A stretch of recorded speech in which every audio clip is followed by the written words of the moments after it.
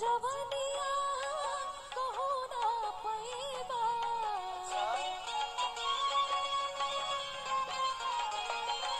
कुआरा मेरे भर तो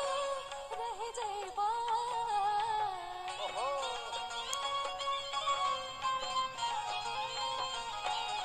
ऐसन जवनिया कहो ना पैबा कुआरा मेरे भर तो रह जाएबा लौटा हो बहार राजा बनवतिया तनी ताकनाई राजा जी हमरी ओरिया तनी ताकनाई राजा जी हमरी ओरिया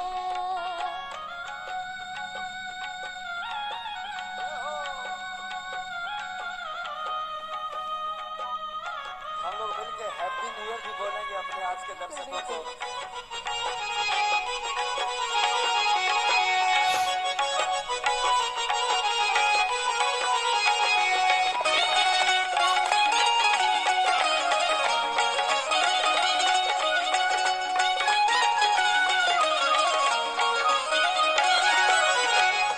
उमड़ल जवनिया ओढ़निया संभार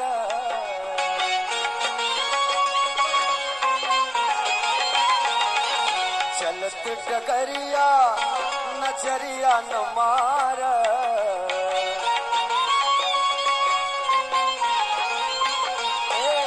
उमड़ल जवनिया ओढ़निया संभार चलत डगरिया नजरिया न मार मनवा संभारा ना बनाब बतिया कैसे देखी तोरी गोरी बोल गोरिया तोहर नैनवा कटार घायल करे छतिया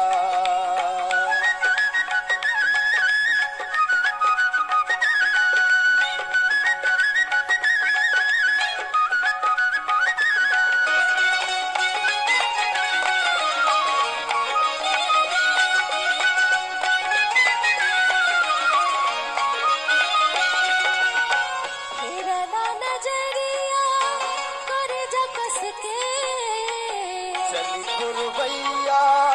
चुनर फंस के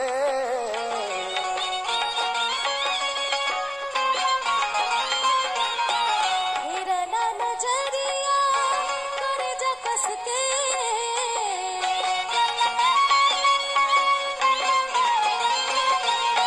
चली पुरवैया चुनर फर के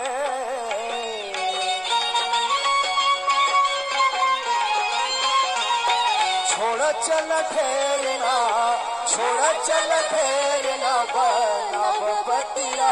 तोहर नैनवा कटार घायल करे छतिया तोहर नैनवा कटार घायल करे छतिया ताकनाई राजा जी हमरी ओरिया तोहर नैनवा कटार घायल करे छतिया।